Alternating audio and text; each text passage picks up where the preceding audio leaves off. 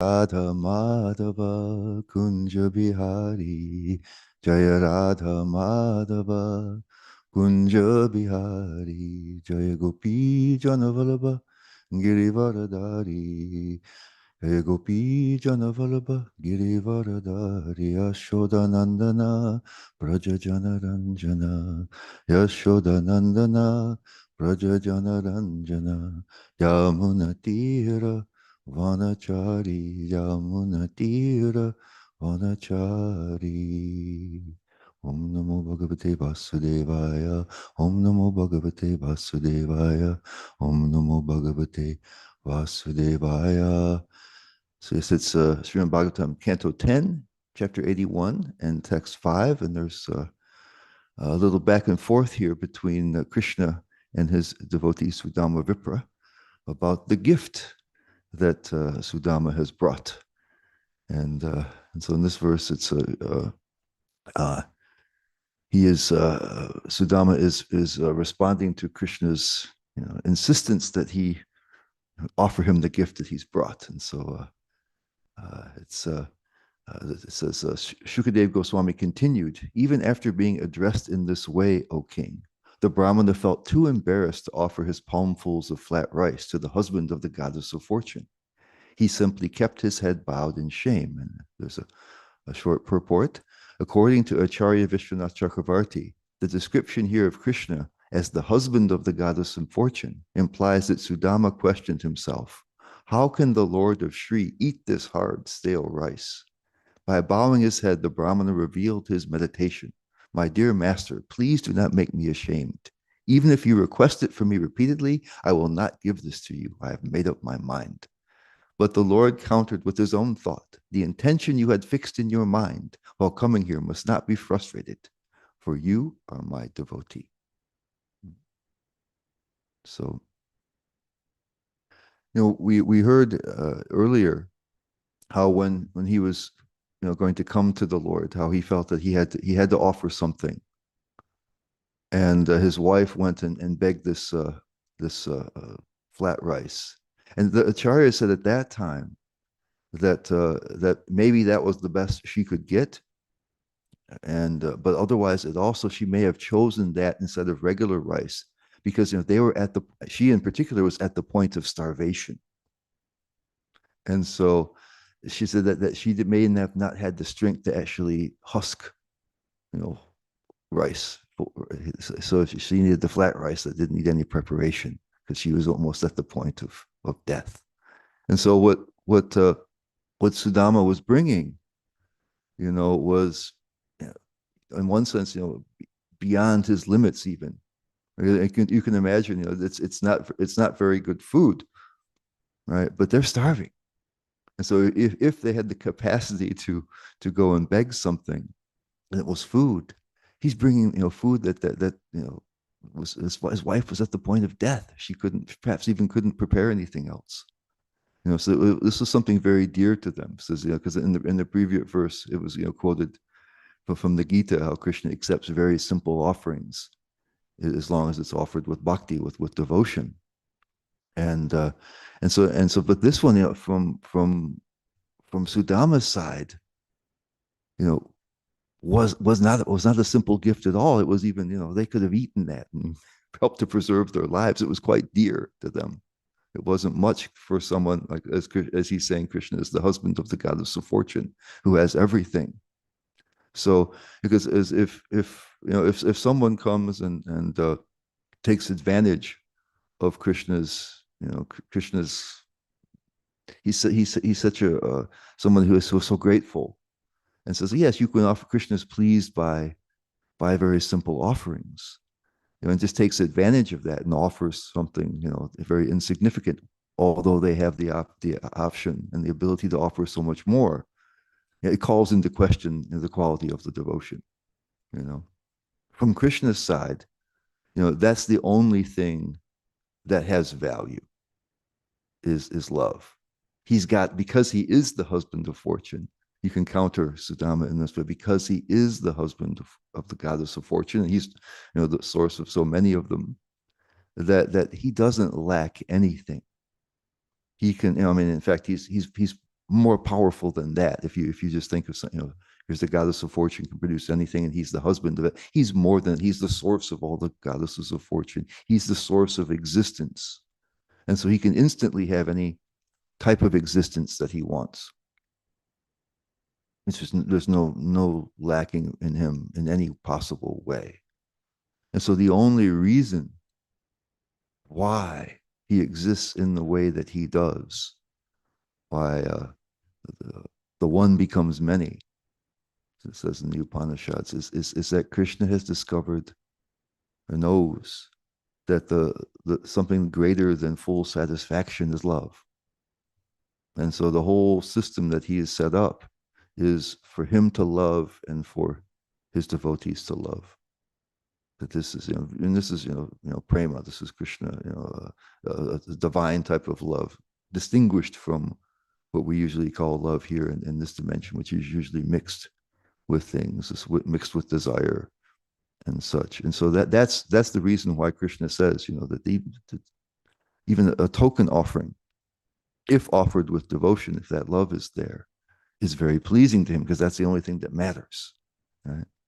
But from the other side, Sudama Vipra, he's seeing Krishna in his heart. This is what the Acharyas also said, that he sees Krishna in his heart. He's a deeply devoted person. It's not a small amount, but he has love for Krishna. And so in that condition, he's not going to, he doesn't want to take advantage of the fact that says, oh, Krishna only wants love, because his love, Sudama Vipra's love, impels him to want to do something that pleases Krishna. This is the characteristic of prema, or divine love, is that you want to do something for the other. This is what you want. You need to do something for the other. You value the other. The other is everything to you. And so you need to do something. It's an urgent need on your part. It's not just it's not just an obligation. Like when he's bringing, it's not that he's bringing this food because you have to bring something to a guest. But he wants desperately to please Krishna. This is the overflowing of the heart. That's prema. That it's not that when an advanced devotee is selfless, that they're just very noble in their character, and they're thinking that that the Lord is supreme and I'm underneath them and it's my obligation to do it and I shouldn't have any selfish motive. There just isn't any more notion of self in the normal way. I mean, obviously they're existing and they know they exist, but when he reaches there, he forgets, right, even the reason why he's come there, because prema is such a beautiful thing. It makes the heart flower and grow and overflow so much that there can't be a selfish consideration anymore. You're already in a condition that could exceed any expectation that you could have. There's nothing as wonderful as prema. In the Chaitanya Charitamrita, it's described that prema is like sweet like sugarcane juice, but it's like burning, like it's boiling sugarcane juice. And so the sweetness is when the heart is overflowing, there's no more beautiful feeling, and there's no lacking, there's no overflowing from the heart. So there's no desire, there's no need, there's no selfishness can be there, because you're super satisfied. It's not you're fully satisfied, you're super satisfied. The burning part is that you need to reciprocate with the object of your love. You need to do something for them. It's just a burning desire.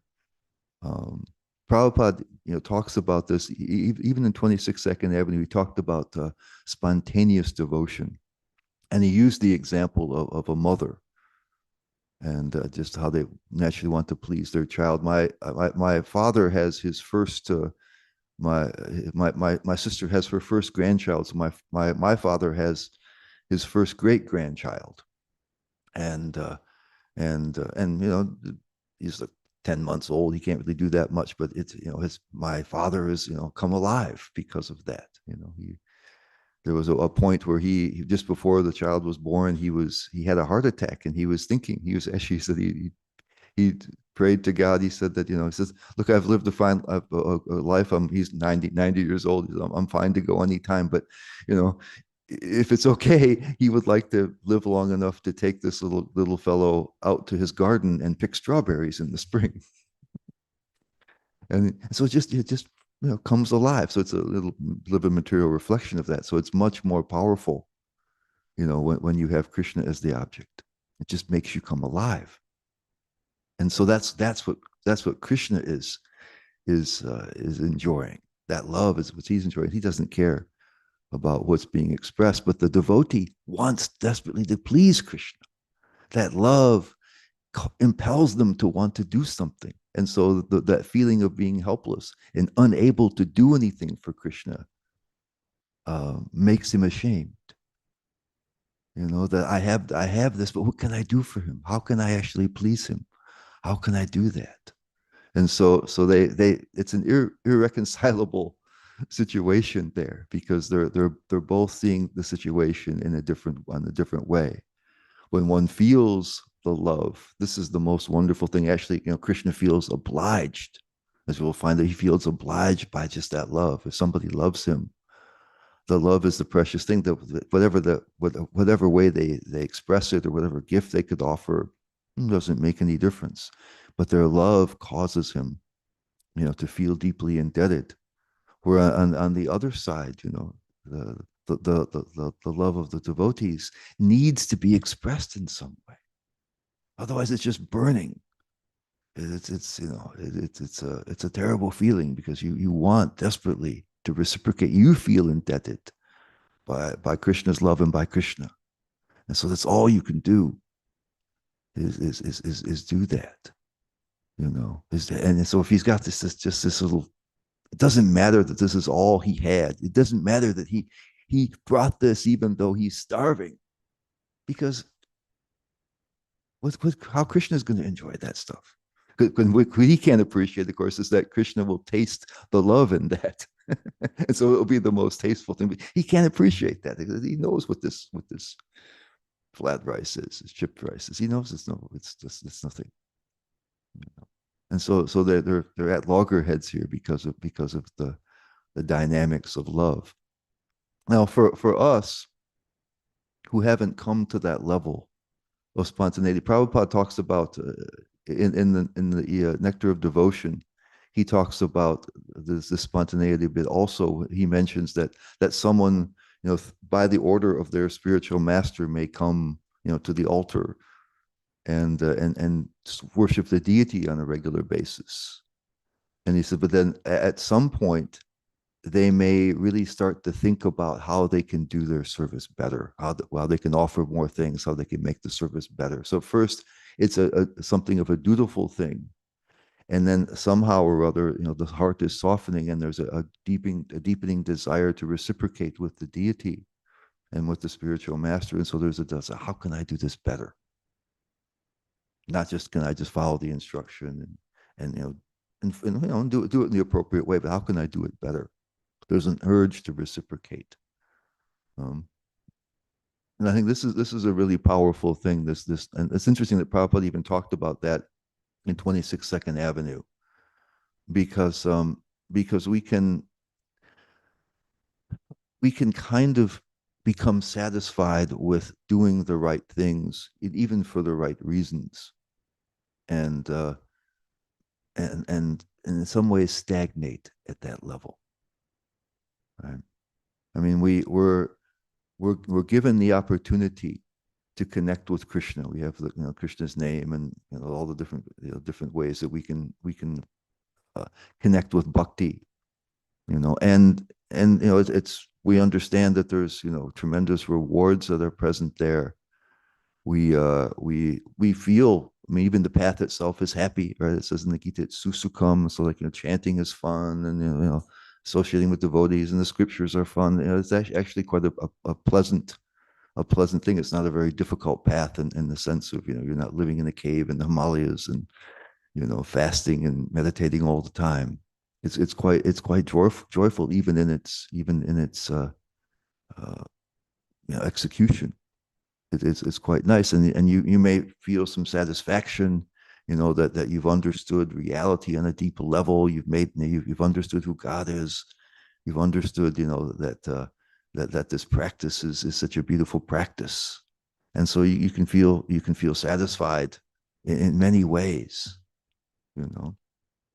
But if we don't understand, if we don't find a way to move it from, kind of even cheerfully obligatory, right? We can even do things quite cheerfully and have it be obligatory. Someone could come down, by the order of the spiritual master, and be quite happy to serve the deity, but it may come from some of these other reasons, that not everybody gets the chance to understand about bhakti. Not everybody who gets the opportunity takes it up. Not everybody gets this opportunity, even when they take it up, to serve the deity, and all this kind of things may be there. And we're feeling, we're feeling, a change in our lives and all this kind of stuff. But is there a real earnest, it doesn't have to be a burning desire, but that comes from prema, but a real earnest desire that's to a feeling of a need to express one's gratitude, right? To do it better, not because it's the right thing to do, not because doing it better will kind of increase my, increase the credit I'm getting from serving, because I really should, but because my heart wants it, my heart needs to express itself in some way. And so I think that's, there's the bhakti part of the, there's the offer in that previous verse, things that the small things can be offered, but in bhakti, um, the bhakti part is, of course, it's supposed to overflow into action. This is why, like, if you have the capacity to offer so much more, but you just want to take advantage of that verse and just offer small things, probably whatever bhakti you have isn't very strong, right? Because bhakti impels you to action. If it's substantial in any way, it begins to do that. So the bhakti part is internal, and it's there, right in Rupa Goswami's definition of Uttama Bhakti, and because for the first one is why, Anya Bilashta Shunyam says, bhakti in its highest manifestation is without a personal motivation, So why, but that happens, that the purifying of the motivation happens as devotion increases also. Prabhupada also gave us, it's interesting. Prabhupada says, when he translates that verse, that line, and it's where it's quoted in the Chaitanya Charitamrita, Anya Bilashta Shunyam, without any kind of motivation. He says, only for the purpose of pleasing Krishna. That's the main meaning there. But then he says, or without material motivation, which to me opens the door to, even like, Prabhupada would tell us that we have this opportunity to upgrade our existence, right? From temporary, miserable, and ignorant to eternal knowledge, and filled with knowledge and bliss. And so that's actually a personal motivation. So he says, at least not a material one is the first step. And then he even qualifies that and talks about the four regulative principles as a beginning for that. So there may even be other mitigating factors. So the purity of bhakti also increases with the development of bhakti. It does that. When the connection becomes deeper, when the feeling of wanting to please Krishna because he's Krishna, because that becomes it's a work in progress. We can't just do that right off the bat. We can try to look at, we may not want to come to Krishna just for something material, just for this, just for that. But we have to look at why we're doing it. Why we're doing it. It's important. And we really ought to, if we contemplate how kind, how amazingly, merciful and wonderful and loving that Krishna is. And if we contemplate the fact that that Krishna coming to us, I mean, I know it's true, Krishna comes, Lord Chaitanya comes and he offers, bhakti to far and wide. So we may think, well, that's not a big deal. Everybody gets the opportunity, right? But that doesn't mean that that opportunity isn't priceless. It doesn't mean that that opportunity is not entirely undeserved. And so in some ways, because it's freely available, people can find the Bhakti Center website and they can come there. They can come to the classes. They can come so many ways. It's just anybody can do it. There's no there's no prerequisites. We think, okay, why don't So it seems anything for free, right? It can't be that big of a deal. But because it comes from Krishna's heart, it comes freely. And because it comes from Krishna's heart, it's priceless. And even though there's no qualification, right, there's no prerequisite, it can never, ever be deserved. We're being offered, what Krishna loves the most, this pure love, offered that opportunity. And so many times when we take up the practice of bhakti, we're thinking in terms of that Krishna has offered us an opportunity, and now I'm taking that opportunity. And in some sense, we low key, maybe even straight out, begin to take credit for that. Okay, Krishna gives us this wonderful free opportunity. That's awesome. Now it's up to me to run with it. And the mentality becomes something more like by my practice, by my increasing my level of bhakti, then I am giving myself some more reason to have Krishna help me more mercy. I'm earning something.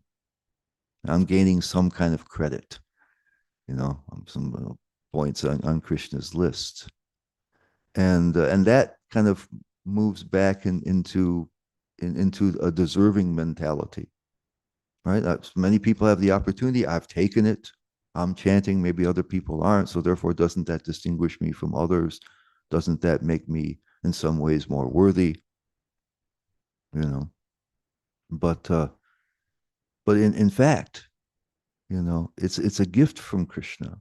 It says actually, what Krishna gives you. There's the metaphor of the vine or the creeper that's planted in the heart, which grows. And the only thing we can do is really kind of to begin to care for it.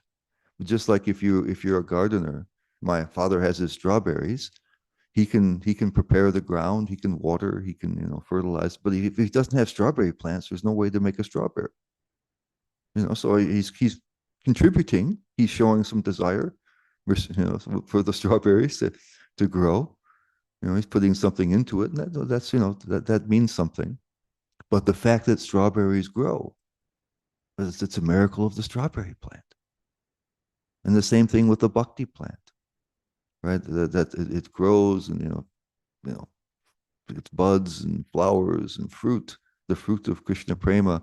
Well, we can't produce that. We've received a gift, and we can do something to show our interest and tend to it, and the plant responds to that care. But ultimately, it's the plant that produces the fruit. So it remains a gift. It's just a question whether we're interested or not. And so our contribution, in one sense, is always negligible. It's always negligible. It is, it was, it is, it always will be an inconceivable gift from Krishna. And so we're really supposed to, begin to go beyond kind of being pleased with ourselves, for finding the absolute truth, and it's all right. It's great. It's a great thing that's happened, and maybe pleased with yourself for understanding it and taking it up and trying to nourish the plant and all these kind of things, being pleased with the happiness that comes from that, but and maybe looking for to increase it and to do better and to feel better about that, to the point where we feel deeply indebted and protected by Krishna. And that begins that gives us that causes us to want to do something for Krishna. It's it's the beginning stages of what Sudama has, and that's what's so tasteful to Krishna. Where Krishna, you've done something for me that, that's inconceivable. That's not this, but let me at least do something for you. So then instead of my chanting being, I'm qualifying myself for higher levels of bhakti, becoming a better devotee, increasing on the path, I'm becoming something more. The more that people understand that it's a gift and how valuable that gift is and how wonderful Krishna is and what it takes for Krishna to have a heart like that, people become smaller in their own estimation. Just like Sudama says, this thing is nothing. I can't do anything for you because I'm so poor. He's not thinking, hey, I've been worshiping you in my heart and starving to death. I'm bringing you I didn't eat this even though I'm starving. He's not thinking that way. He's thinking, I can't do anything for you because his heart is so full. And so the more that one's heart becomes full, the less it's interesting, the less one feels that this is humility. It's not feeling bad about himself. He's feeling that this gift is not sufficient. That's what he's feeling. He's not feeling it, but this gift is not. Krishna deserves so much more, and I'm not unable to give it. So that's what happens with devotees. Whatever they give to Krishna, even if they're the very advanced devotees, they feel that whatever they can give to Krishna is pales in comparison to what they've received from Krishna. And Krishna feels the same way. When this, we'll see why Krishna is insisting on this chipped rice, because it's been given from his heart. It's the most he could possibly give. And it's food that's given in spite of his starvation and his wife's starvation. It's something really precious to him. So it always looks at Krishna, always feels that he's received more from his devotees than he's given, and the devotees feel I've always given more. I've never given enough. Krishna's giving me so much more. And so there's a feeling of a beautiful smallness that happens. And that opens the heart to a greater giving. So we need to think about why we're doing it. We need to think about this. The second one, where does devotion fit in my life? How much do I feel that I feel sheltered by Krishna? Right? If I simply am connected with Krishna, what else do I need? This is the jnana karmadinaftam, not being covered by other types of activities. So if I think that Krishna is everything and simply pleasing Krishna is everything, this is a deep faith, then bhakti becomes my main thing. And then there's anukulyena. What do I feel about Krishna? This is a big part of what the devotional part of devotional services, and we need to be honest and understand those things. And I think it's useful for us to think about how bhakti is this priceless gift from this extraordinary person with a heart of gold, and that we are always debtors. We're always fortunate to have received this from Krishna. We will never begin to repay that. And Krishna doesn't demand it. He's giving it. And that allows us to soften the heart and turn from an achieving mentality and a building mentality and a growing mentality and a being qualified mentality to this feeling of being obliged to just give something. We know we can't give anything that is of comparable value. Krishna is priceless. His love is priceless, and the love that comes in our hearts towards him is priceless. That we're always undeserving, but we have it, and Krishna gave it to us intentionally. So it's a feeling of smallness that is a beautiful feeling. Where a feeling of bigness is always a problem. In some ways we know the truth of that. We can't be so big. Okay, so I think got 15 minutes left or 14 minutes left. So let's stop with this and go ahead and hear from all of you. Get some interaction here. I see Bhima has his hand up if we want to start with him.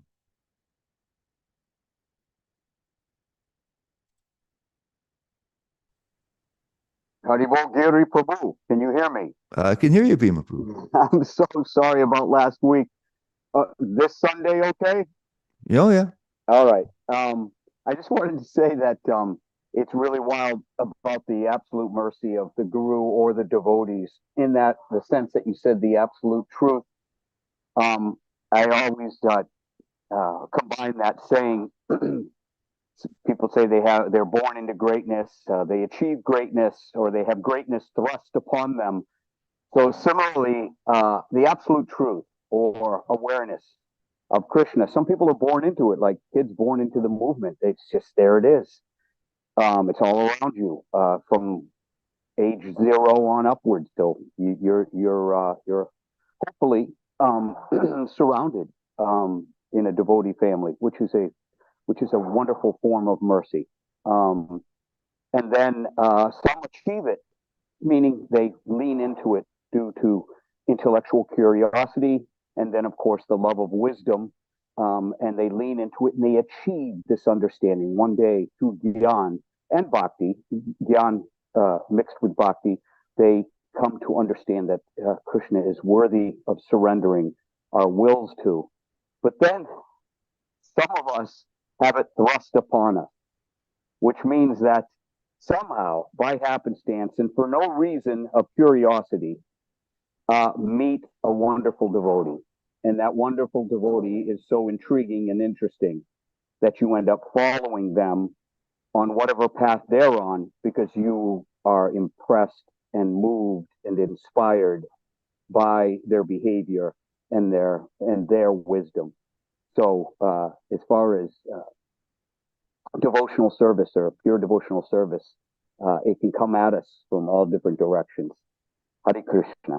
I think she had that, and of course, that one is one of the major ones. Is that the devotees, the bhakti comes through the devotees.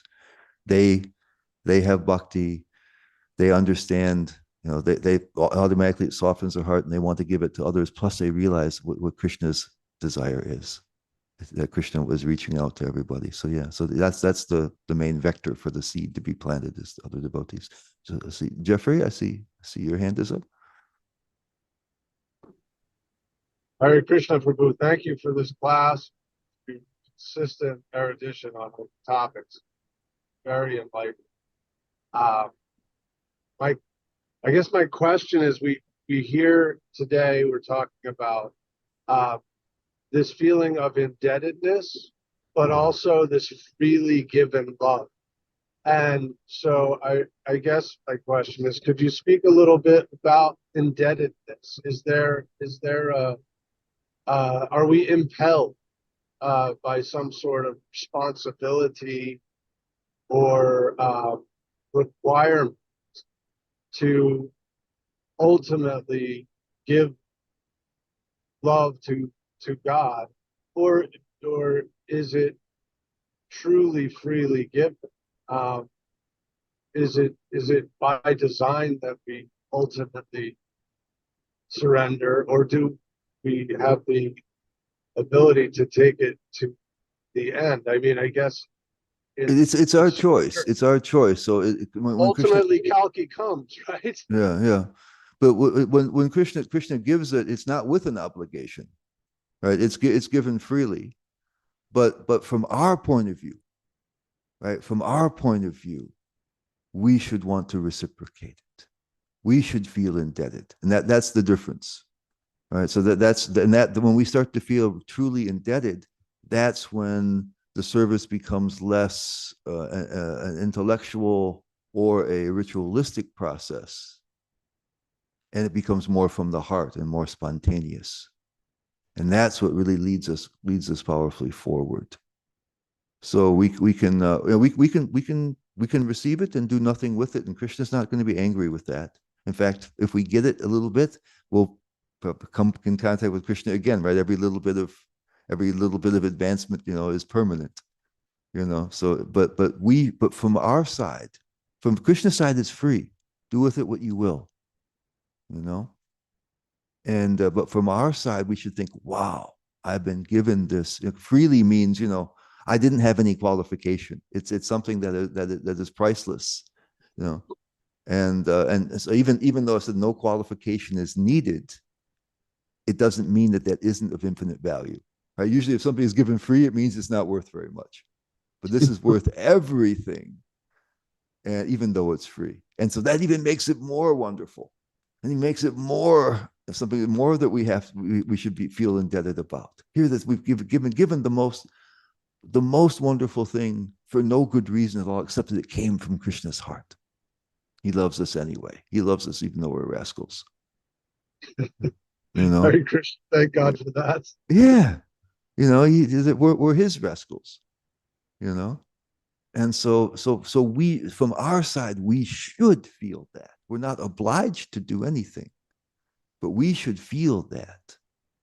And I think it's something we need to keep contemplating, because our hearts, as it really says, Vishnu Chakravarti Thakur says that our hearts are hard. That we receive this wonderful gift, but our hearts are kind of hard. And so we kind of think, yeah, okay, this is nice. Let me do something with it. Krishna, thank you. Yeah. Instead of like, wow, this is amazing. I was just listening earlier this morning to a podcast from yesterday. Kastuba Prabhu was talking to Shori Gopi about a person who had, a good amount of sincerity and bhakti, but was like, this lifetime I'm going to take it easy, and maybe in my next lifetime I will really go full bore. And what you're describing is an enthusiasm and an excitement and an appreciation for the current situation that really does motivate us to put that extra, oomph or whatnot into our bhakti. And the oomph will be so the oomph won't have to be like, okay, I'm going to make a decision to do it. And we have to do that to some degree, as we take up the path of bhakti, because our hearts are hard. We have to see this really has value, right? And so I want to create space for that. So sometimes we have to use, we have to use kind of our will to say, okay, I'm going to create space for chanting. I'm going to create space for this. I'm going to do these kinds of things because I value it. It's mediated somewhat through our intelligence, and our wisdom. But the idea is when we really can understand something about the value that's being given, the fact that it's been given freely, the fact that it can't be repaid, the fact that it can't be deserved or earned, then it's spontaneous. We can't help ourselves. You get little by little, little by little. You get like Prabhupada said that the person who comes and serves the deity, then they want to do it nicer. Right? They want to do it better, just naturally, And so it's like that. So we start to get integrate a little bit of spontaneity there. That wow, this is a privilege, and an incredible privilege to be able to do this. So Giri Prabhu, could you speak on that ever reassuring Shastra, Krishna? As ye approach me, I reward, or I reveal. Probably should, because that's the only reward, is to have Krishna reveal himself to you in some small way, whether the drop of honey, that nectar, that root. Well, I guess what I'll say about that is because again, when we hear about that, we think that that bhakti is kind of reciprocal. I have to do it, and then Krishna reacts. I'm doing, and Krishna's reacting. What's really happening there is the way I'm acting is actually I'm opening myself to Krishna's mercy. And so if I feel that I'm increasing my devotion and therefore earning something, in some ways that blocks Krishna's mercy. We're saying, Krishna, I got this, no problem. But if I'm thinking that I'm doing more now because I feel a desire to do something in return, even though I can't begin to repay you. And I'm feeling that this is something that I can't achieve. It's a plant that's growing, right? That's an action I'm taking. but I'm opening myself to Krishna's mercy. I'm saying, actually, I need your help. Right. So So we're doing that in a way that needs the help. But then Krishna reciprocates because bhakti has to be free. It's love, so it has to be free. So would And you say it's more of a waking up than waking it's up an opening. than It's an opening yeah. to Krishna. So Krishna, this is all your mercy. So And the love is always there. It's not like because we're trying really hard, Krishna tries really hard to or reveals himself accordingly, like some business transaction. But it's that he's already there. He's already there, and we simply have to wake the ourselves up. the relationship is already on from his side. That's why he's coming to us. And it's broken from our side. And so the more that we're open to the relationship, the more Krishna acts in our lives. And so in one sense, you can say he's reacting to us. Okay, but it's in a different mood than he's reacting to my, okay, now I'm going to chant extra rounds, I'm going to do something, and therefore Krishna then will respond to that. Like now Krishna loves me more. What it needs to be is that, yes, Krishna, I'm open to you, I'm open to your love. I'm maybe chanting more because I'm feeling some gratitude towards you. And I realize that this is a gift. Is realize I can't attain anything. It's really your grace that does everything. And then Krishna's happy to come in. Oh, okay, you need my help? You're interested in me? I'm waiting. I'm just waiting. Otherwise, we're closing it off. It's, oh, I've got this. I've got this seed. I'm going to make it grow. I'm going to be responsible for it. I'm going to increase my different actions of devotion, and it will automatically grow. And we actually close Krishna out. We say, okay, Krishna, I'll meet you at the Goloka Vrindavan. I'm going to climb this ladder, and I'll meet you there. And so we say, hey, I've been given this priceless gift, and I'm really in so many ways helpless to respond to you. I'm doing whatever I can.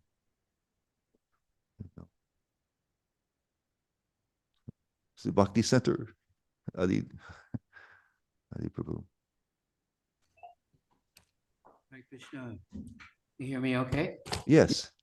Super nice class. You're bringing up an interesting point about the painfulness of Krishna giving and us not feeling that what we have to offer is worthy. How can we please him, and how the oomph comes when you really want to give it and you're feeling that you want to. What do you give? What they say? What do you give to the person who has everything? Right. What do you give to the person who has everything? So Prabhupada gives us a very clear answer, and Krishna gives us a very clear answer. That no one is more dear to me than one who gives what we've given to you to someone else. Prabhupada said that also. Prabhupada, how can we thank you? He said, you can thank me by giving what I gave to you to someone else. So this is the most pleasing to Krishna. And when we have that mentality, Vaisheshekha was talking about how sometimes the temple becomes a little bit inbred, and you're just thinking about so many rules and regulations, and your position, and get everybody to serve me and look to me as a powerful authority or whatever. But he said when the temple is geared toward giving Krishna consciousness, when we're going out to give books, to include people, to welcome people, to doors are open and we're actually reaching for people. He said, then the temple is very healthy and harmonious because we're all on the battlefield fighting in the same direction. We're not competing with each other. And even Lord Chaitanya didn't preach in one area, Vaisheshekha Babu said, because he said they were basically Kanista Adhikari and went to South India and spread it. So we have to give it to others to get it. And that pleases Krishna. And then we won't have to feel that pinch, that pain, that what can I give you, Lord? Well, Lord, Srila Prabhupada Hare Krishna.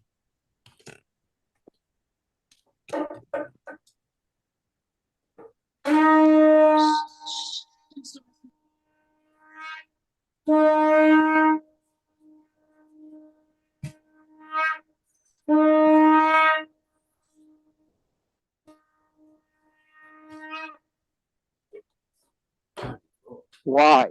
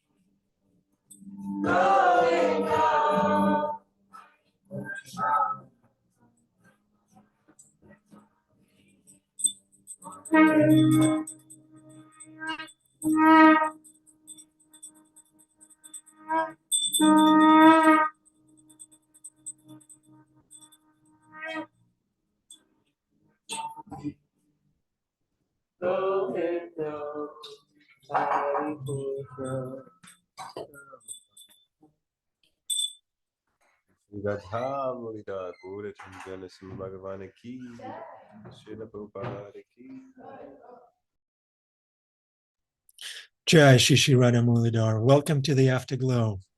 In the material world, we think, I do not deserve this injustice.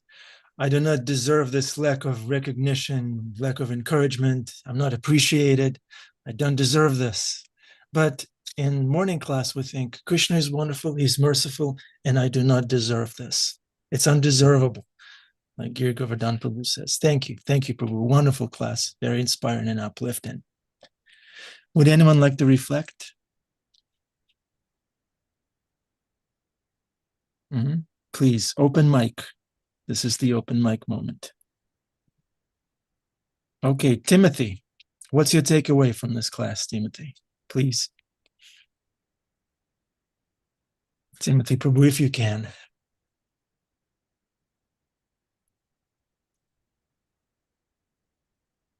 Timothy? Okay, no problem, Timothy. No problem. Next. Sorry, can't speak. All right, no problem, Timothy. Who wants to speak for Timothy Prabhu?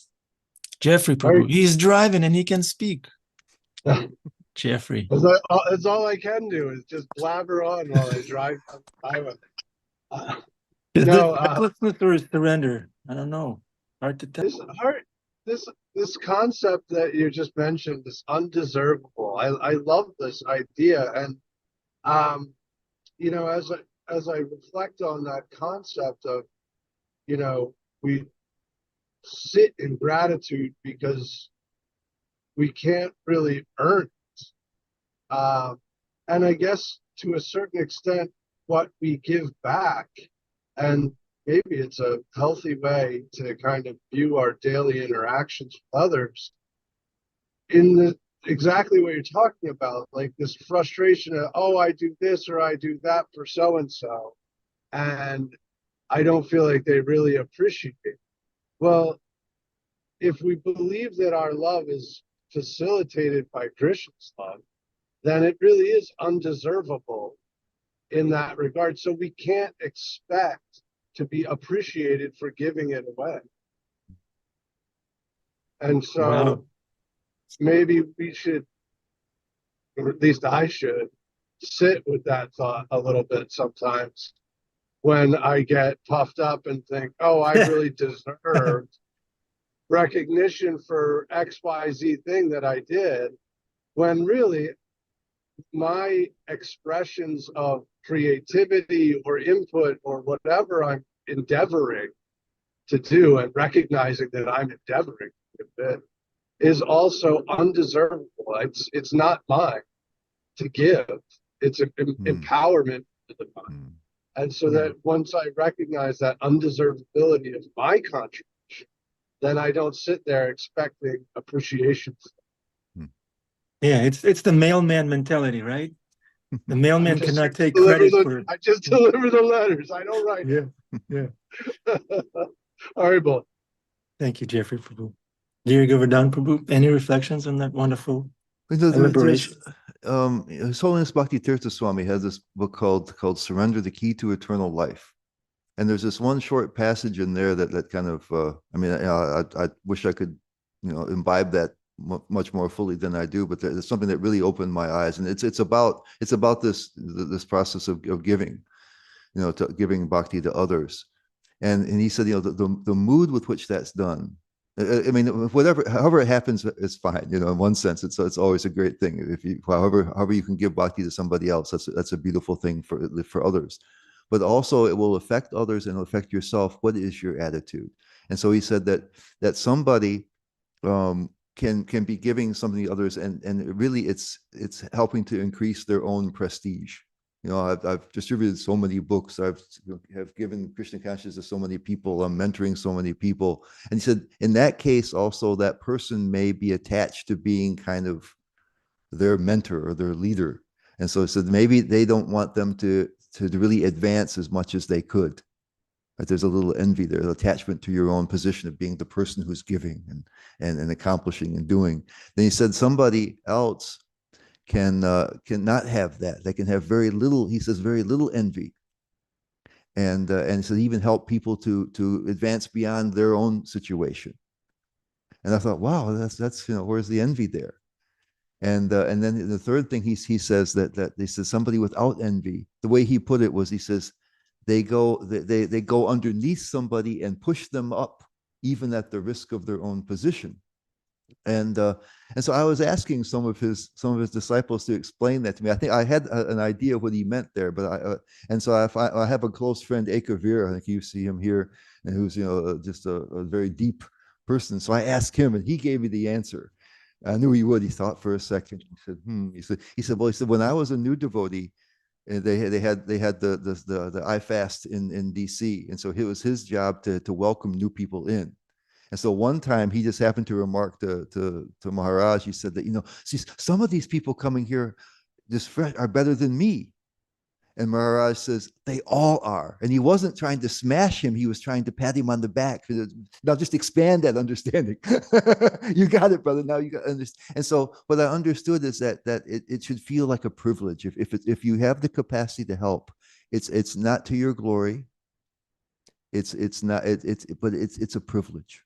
it's actually a privilege to do that. And that's why, Jeffrey, then if people don't respond, we don't feel bad about that, because it's a privilege to be of whatever help we can be. Now, however way we can do it, that still is helpful. Even if we're not in the right consciousness, we give it to somebody, that still is a good thing for them. But it's not as beautiful for us. And if we do have that attitude, they will pick up on that attitude also. So actually it will be also even more helpful to them if they can see that devotees really care about each other and about them. It's a beautiful thing. Yeah, you can't fake humility. You can't fake care. Yeah, People can tell. Because people will judge the philosophy. It's not entirely fair, but they will judge the philosophy by seeing people that have seemingly taken it up. And if we're kind of dicey kinds of people, well, do I want to chant that mantra? Yeah. Do I really want to chant that mantra? Yeah. Thank you, Prabhu. Gail. Hare Krishna, everybody. Oh, Giri Govardhan Prabhu, my goodness. Every class you reinforce the fact that your classes are simply not to be missed. You have no idea. The same one every time, though. It's the same one every time. No. Well, just like a gemstone has so many different facets. Yeah, it's one stone, but it's so many stones at the same time. But anyway, just this last thing that you just said just now, quoting Bhaktivedanta Swami, I think, where he said that, they're all superior to you, right? Yeah. I think I need you to elaborate on the purport of that a little bit more, because you said he didn't say it to smash. No, he wanted to reinforce his realization there. The idea is, of course, is that we see other souls as dear to Krishna, right? That's why Krishna is reaching out to everybody. And because I've received bhakti and deeply want to, if I begin to want to reciprocate with Krishna for that, then I see the others, as dear to Krishna. So in that sense, that then I feel it's a privilege to help. It's a privilege to help them. Okay. And I just have to say, Prabhu, that how much I really appreciated that analogy of the strawberry plant. We could not create the strawberry plant. We could help to cultivate it, but the strawberry plant and the strawberries, right? Or even the strawberries, they don't, we cannot produce even the strawberries. We can can't do it. But it's a miracle. Right? It's a miracle of nature. But when you think of the fact that even the watering and the plant food that we give the plant, however, in whatever way we nourish the plant, when not even those things come from us, we are not the source of any of even the nourishment of the plant. It's true. Then is there anything at all that we can take credit for? I'm wondering. I mean, of course, Krishna gives us credit. We were never going to take any credit, really, if we're intelligent. But Krishna gives us so much credit. It's always the other. So the answer is no. No, it's not wise to take credit. Because then we're telling Krishna, "Don't worry about me. I got this." I take credit for all my bad decisions. That you can do.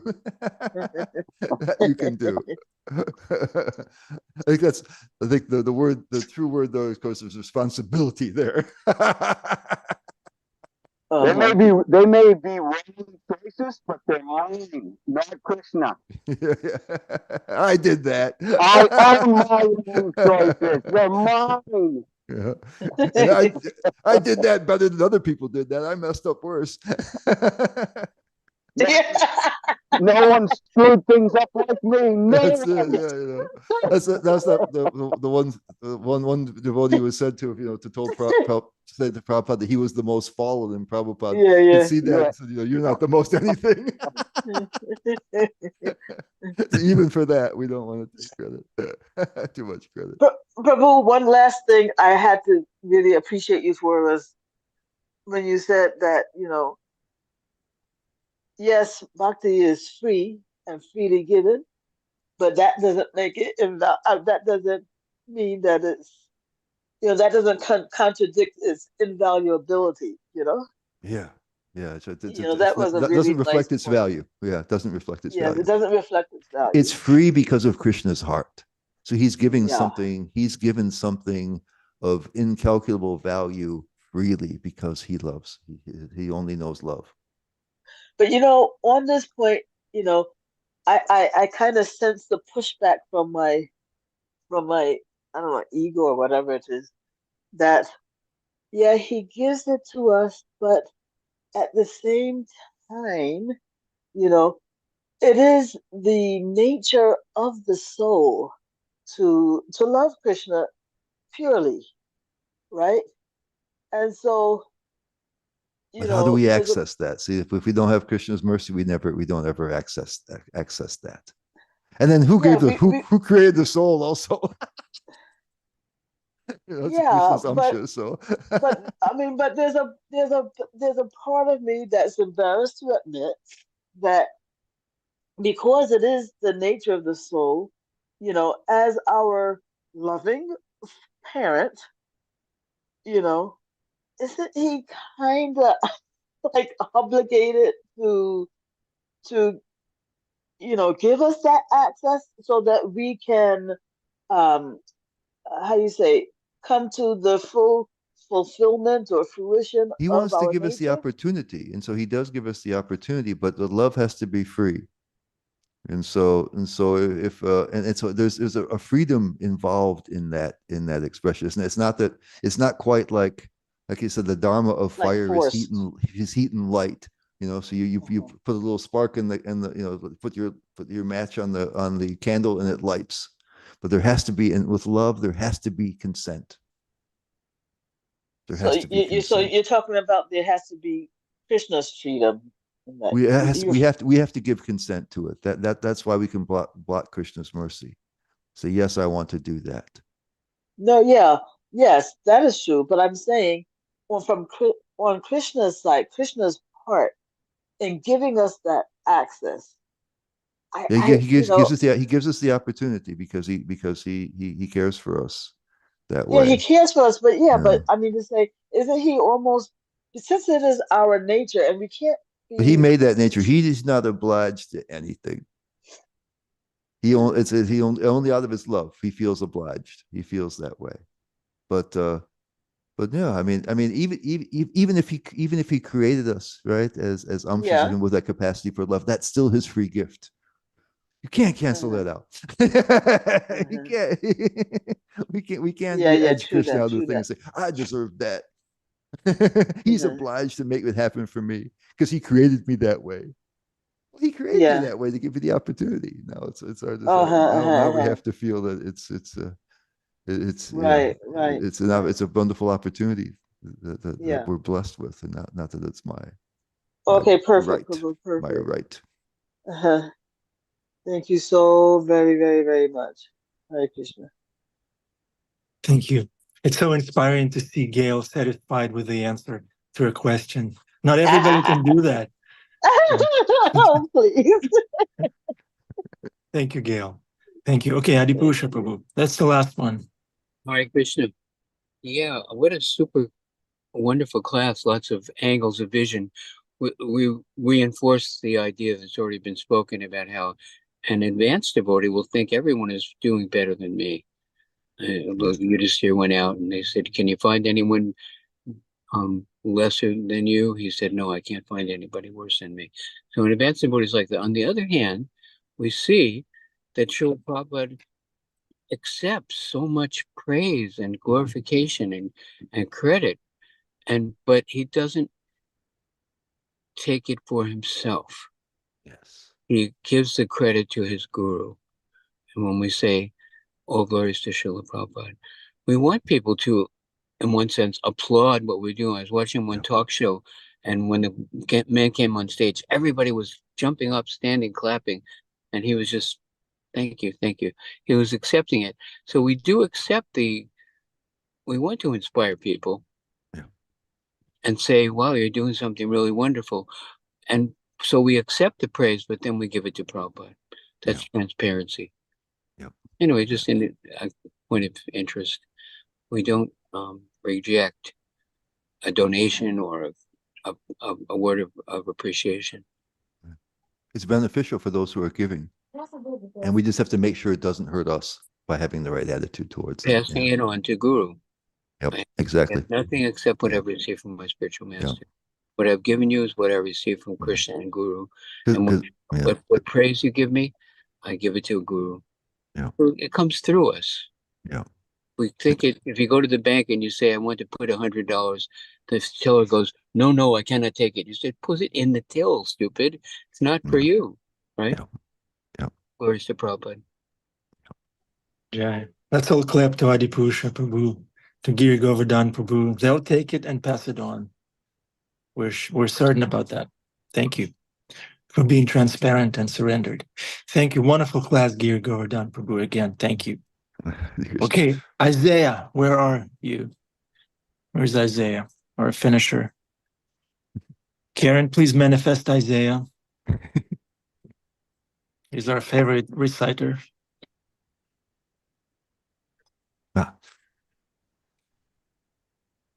There's no video, Karen. Okay, there. Aha. Again, Isaiah, I'm sorry. Again, it was muted. Okay, we read it. Thank you, Prabhu. Thank you, Isaiah. Thank you. Thank you, Karen. Thank you. Everyone have a wonderful day. Happy Friday, everybody. Take it and use it in Krishna's service. Right? Thank you, Giri Govardhan Prabhu. Thank you. Hare Krishna.